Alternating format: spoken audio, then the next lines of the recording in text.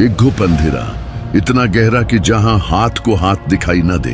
ये जमीन समंदर की हजारों फुट गहराई है, जहां सूरज की रोशनी भी दम तोड़ देती है। और इस होलनाक अंधेरे में एक दीव हेकल मखलूक तैर रही है, जिसके पेट में एक जिंदा इंसान मौजूद है। ना हवा, न रोशनी, न बचने का कोई रास्ता। साइंस कहती है कि यहाँ इंसान का एक मिनट जिंदा रहना नामुमकिन है। यह किस्सा है हजरत यूनुस अलैहिस्सलाम का।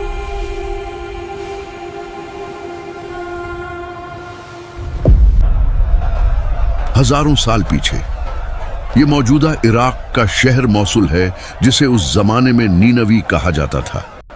ये कोई छोटी मोटी बस्ती नहीं थी, बल्कि 1 लाख से जायद लोगों का एक बहुत बड़ा शहर था, जो अपनी ताकत और दौलत के नशे में चूर था। लेकिन दौलत और ताकत इंसान को अक्सर अंधा कर देती है।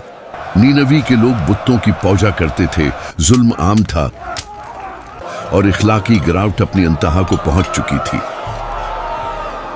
हजरत यूनुस अलैहिस्सलाम दिन रात उन्हें एक अल्लाह की तरफ बुलाते, उन्हें समझाते कि इन पत्थरों को छोड़ दो, ये तुम्हें न नफा दे सकते हैं न नुकसान।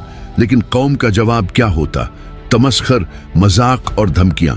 वो कहते कि ऐ यूनुस, अगर तुम सच्चे हो तो ले आओ वो अजाब जिससे तुम हमें डराते हो।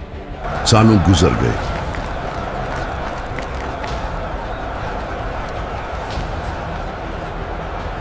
तबलीग करते करते हजरत यूनुस अलैहिस्सलाम का दिल दुख से भर गया। वो अपनी कौम की हठ धर्मी और कुफ्र पर गमगीन भी थे और गुस्से में भी। और फिर वो फैसला कुन घड़ी आन पहुंची। हजरत यूनुस अलैहिस्सलाम ने अपनी कौम को आखिरी वार्निंग दे दी। आपने फरमाया, तुम लोग नहीं मान रहे तो फिर सुन लो, सिर्फ 3 दिन के बाद तुम पर अल्लाह का खौफनाक अजाब नाजिल हो जाएगा। ये बात कहकर हजरत यूनुस अलैहिस्सलाम शदीद रंज और गुस्से की हालत में बस्ती से निकल खड़े हुए। यहाँ एक बहुत नाजुक बात समझने की जरूरत है। नबी अपनी मर्जी से अपनी ड्यूटी नहीं छोड़ता जब तक अल्लाह का हुक्म न आ जाए, क्योंकि अजाब का वादा हो चुका था। इसलिए हजरत यूनुस अलैहिस्सलाम समझे कि अब यहाँ से निकल जाना ही बेहतर है। लेकिन अभी अल्लाह की तरफ से हिजरत का वाज़ेह हुक्म नहीं आया था। बस यही वो इज्तिहादी लग़्ज़िश थी जिसने उस कहानी का रुख मोड़ दिया। अब बस्ती छोड़कर दूर निकल गए, उस यकीन के साथ कि अब ये कौम तबाह हो जाएगी। तुमने सुना? यूनुस कह रहे थे कि अजाब आने वाला है। सालों से वो यही कह रहे हैं। कौन सा अजाब? हम तो ताकतवर लोग हैं। उधर क्या हुआ? पहले दिन कुछ नहीं हुआ, दूसरे दिन भी खामोशी रही। लेकिन जैसे ही तीसरे दिन का सूरज तुलुआ हुआ, नीनवी के आसमान का रंग बदलने लगा। फिजा में एक अजीब सी घुटन पैदा हो गई। लोग घरों से बाहर निकल आए। ये क्या हो रहा है? आसमान को क्या हो गया? वो सच्चे थे, यूनुस सच्चे थे। ये अजाब है, ये वही अजाब है। और उन्होंने देखा कि उफक पर सियाह डरावने बादल उमड़ आए हैं। ये बारिश के बादल नहीं थे, उनमें आग और धुएं की लाली थी। पूरी बस्ती पर हैबत तारी हो गई। उन्हें हजरत यूनुस अलैहिस्सलाम की बात याद आ गई कि 3 दिन बाद अजाब आएगा। वो समझ गए कि ये तबाही का पैगाम है और यूनुस अलैहिस्सलाम सच्चे थे। जब अजाब सिर पर आ चुका था तो कौम के सरदारों ने कहा, तौबा करो, शायद वो रब हमें माफ कर दे। रिवायात में आता है कि वो लोग अपने घरों से निकलकर खुले मैदानों और जंगलों की तरफ भागे। उन्होंने टाट के कपड़े पहन लिए, अपने सिरों पर मिट्टी डाल ली।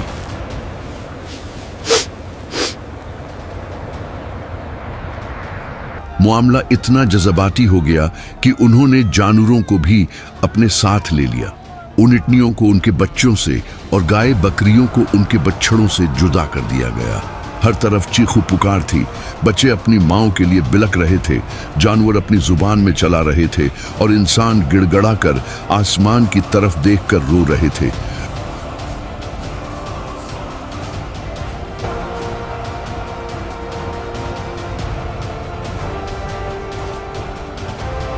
वो पुकार रहे थे, या अल्लाह, ہمیں معاف کر دے، ہم ایمان لائے۔ قرآن گواہ ہے کہ جب انہوں نے سچے دل سے توبہ کی تو اللہ کی رحمت جوش میں آ گئی۔ وہ عذاب جو ان کے سروں پر منڈلا رہا تھا اللہ نے واپس ہٹا لیا، آسمان صاف ہو گیا اور وہ پوری قوم مسلمان ہو گئی۔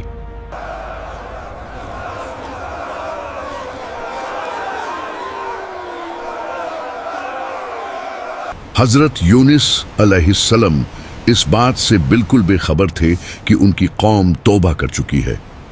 وہ تو یہی سمجھ رہے تھے کہ بستی تباہ ہو گئی ہوگی یا ہونے والی ہے۔ وہ چلتے چلتے سمندر کے کنارے پہنچ گئے۔ انہیں معلوم نہیں تھا کہ ان کا امتحان ابھی ختم نہیں ہوا بلکہ شروع ہوا ہے۔ سامنے ایک کشتی کھڑی تھی۔ جلدی کرو، ہمیں سورج ڈھلنے سے پہلے نکلنا ہے۔ حضرت یونس علیہ السلام نے ملاحوں سے درخواست کی، آئیے بزرگوار، ہمارے پاس جگہ ہے، آپ سوار ہو جائیں۔ آپ کا چہرہ مبارک دیکھ کر لوگوں نے پہچان لیا کہ یہ کوئی نیک ہستی ہیں، اس لیے انہیں عزت کے ساتھ کشتی میں بٹھا لیا گیا۔ کشتی روانہ ہوئی۔ سمندر پرسکون تھا، لیکن جیسے ہی کشتی بیچ سمندر میں پہنچی، اچانک لہریں بکھر گئی۔ ایک ایسا طوفان آیا جس نے سب کے ہوش اڑا دیے۔ کشتی تنکے کی طرح ہچکولے کھانے لگی۔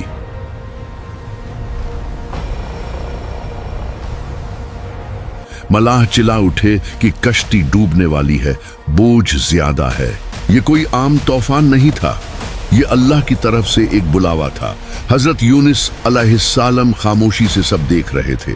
پھر ملاحوں نے کہا، ہم میں سے کسی ایک کو سمندر میں کودنا پڑے گا تاکہ باقی لوگوں کی جان بچا سکے۔ لیکن قربانی کون دے؟ فیصلہ ہوا کہ قرعہ اندازی کی جائے، جس کا نام نکلے گا وہ سمندر میں جائے گا۔ پہلی بار قرعہ ڈالا گیا تو حضرت یونس علیہ السلام کا نام نکلا۔ لوگوں نے کہا، نہیں، یہ تو بہت نیک بزرگ لگتے ہیں، ہم انہیں نہیں پھینک سکتے، دوبارہ قرعہ ڈالو۔ دوبارہ نام نکلا، پھر یونس علیہ السلام کا۔ تیسری بار ڈالا گیا تو پھر وہی نام۔ اب حضرت یونس علیہ السلام سمجھ گئے کہ یہ طوفان، یہ لہریں اور یہ قرعہ، یہ سب اللہ کا منشا ہے۔ وہ اپنے رب کی ناراضگی کو بھانپ گئے۔ انہوں نے اپنے کپڑے سمیٹے اور اس بپھرے ہوئے خوفناک سمندر کی طرف دیکھا جہاں موت منہ کھولے کھڑی تھی، اور پھر بغیر کسی خوف کے انہوں نے گہرے سمندر میں چھلانگ لگا دی۔ پانی کے نیچے اللہ کا ایک بہت بڑا فوجی ان کا انتظار کر رہا تھا۔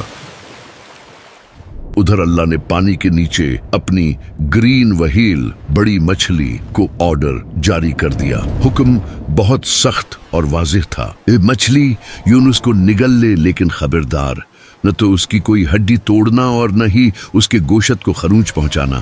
یہ تیرا رزق نہیں ہے، یہ تیرا مہمان اور میرا قیدی ہے۔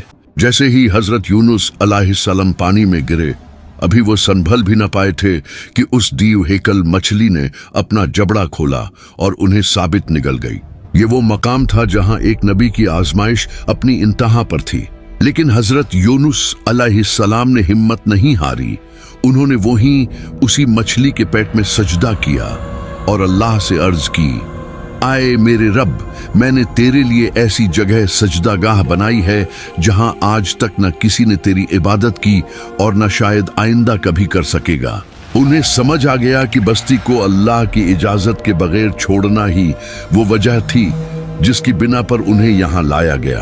تیرے سوا کوئی معبود نہیں تو پاک ہے، بے شک میں ہی قصوروار ہوں۔ انہوں نے یہ نہیں کہا کہ اے اللہ مجھے بچا لے یا مجھے باہر نکال دے۔ انہوں نے صرف اللہ کی تعریف کی اور اپنی غلطی مان لی۔ یہ دعا اتنی طاقتور تھی کہ اس نے آسمانوں کا سینہ چیر دیا۔ اللہ تو بس اس اقرار کا منتظر تھا۔ توبہ کا دروازہ کھل چکا تھا، قید کا وقت ختم ہو چکا تھا۔ اللہ نے مچھلی کو حکم دیا کہ میرے بندے کو ساحل پر اگل دے۔ مچھلی نے حکم کی تعمیل کی اور حضرت یونس علیہ السلام کو ایک ویران چٹیل میدان، جسے قرآن نے اراح کہا ہے، وہاں پر اگل دیا۔ مچھلی کے پیٹ کی تیزابیت اور گرمی نے آپ کے جسم مبارک کی کھال کو اتنا نرم اور نازک کر دیا تھا جیسے کوئی نو مولود بچہ ہو۔ جسم پر کوئی بال باقی نہیں رہا تھا، हड्डियां कमजोर हो चुकी थीं और सूरज की तपश बर्दाश्त करना नामुमकिन था। मुखियां और कीड़े मकोड़े ऐसे जख्मों पर भिनकते हैं जो तकलीफ को मजीद बढ़ा देते हैं। यहाँ अल्लाह की रहमानियत का एक और मुजज़ा जाहिर हुआ। कुरान कहता है कि हमने उनके लिए शजरतन मिन यक़तीन, एक बेलदार दरख्त उगा दिया। मुफस्सिरीन और जदीद तहकीक के मुताबिक ये कद्दू या उसी नस्ल का कोई पौधा था।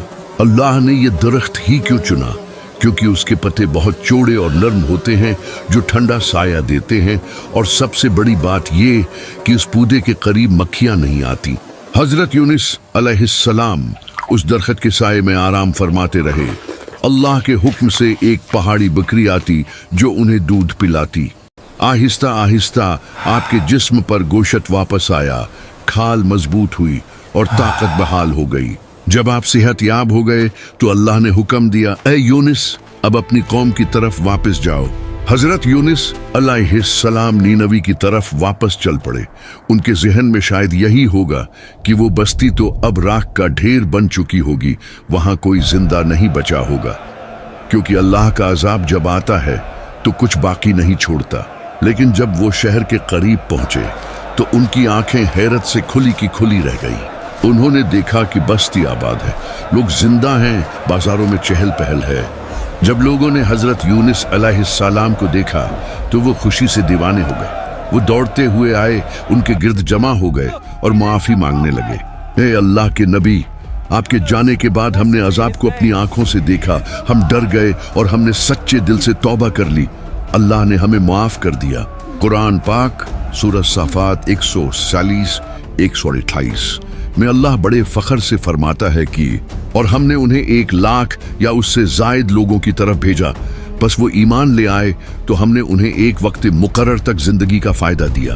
ये तारीख का वाहिद वाक़िया है जब अजाब के आसार जाहिर होने के बाद किसी कौम की तौबा कबूल की गई।